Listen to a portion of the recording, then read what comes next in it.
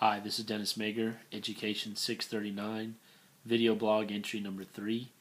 Our assignment for this week was to look at what theory did you find important, did it change your view or ideas, and how can this theory be used in research.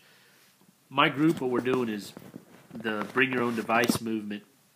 So one of the key theories that I was learning about during my research on bring your own device is the idea of you learning.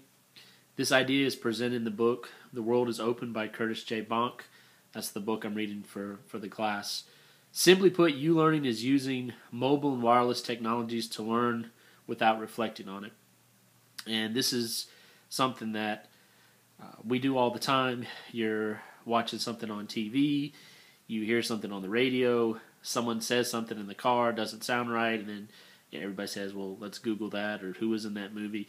And the way technology is now, we almost do that without thinking. And that is what you learning is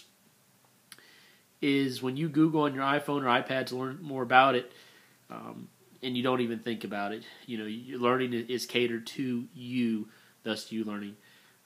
In higher education right now, you learning is more common than in K-12 because the majority of college students have the means or are required to purchase laptops for use in schools.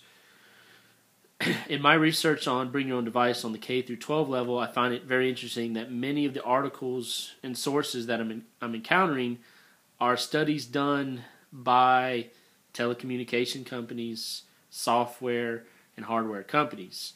And I think most of us could see the key reason why is there's a lot of money to be made with bring your own devices. As more and more schools begin to integrate this program, students will feel the need to bring devices to school, and this can be big business for the many companies that produce the tablets and smartphones.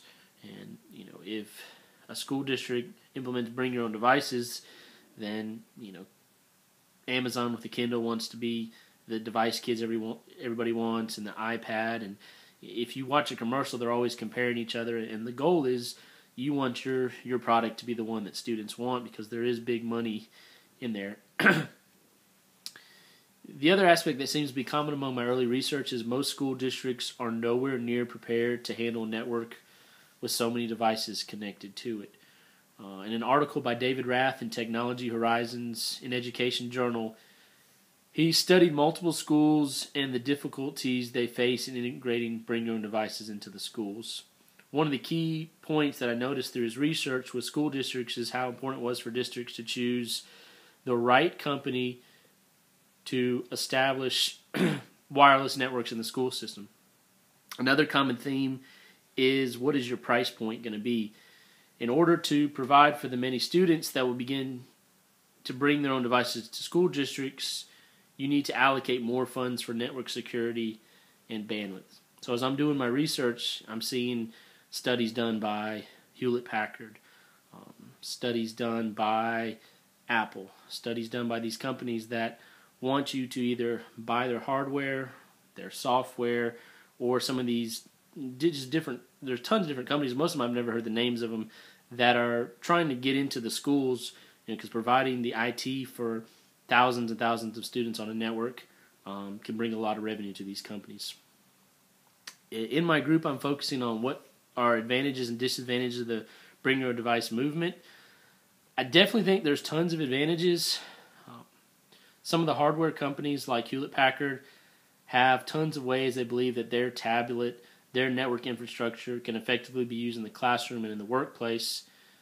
And I'm also saying there's so much software out there that once students are allowed to actually bring these devices into the classroom, there's tons of stuff for them to engage with material. Websites like shmoop.com, I've seen several things about them.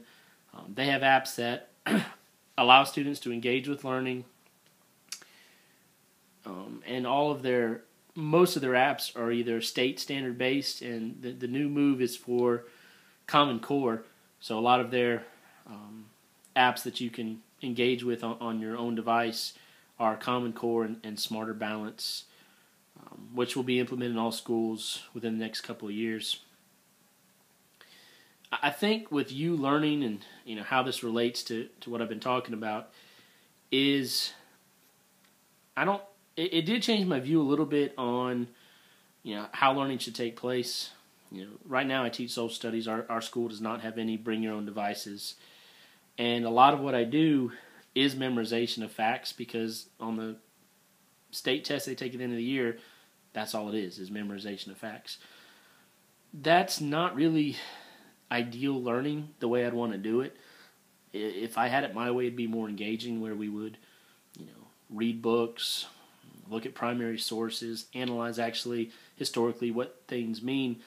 There's just not enough time in the day. But with you learning and with bring your own device, if they can move away from everything being standard based and state testing and allow kids just to engage with learning, I think more higher order thinking skills will take place. And I'm excited if that is the future of education.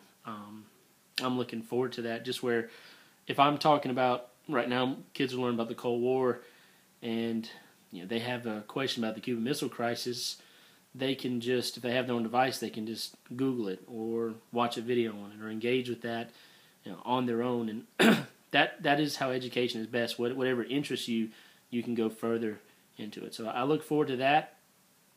I look forward to either watching your video blog or reading your blogs. And we'll talk to y'all later. Bye.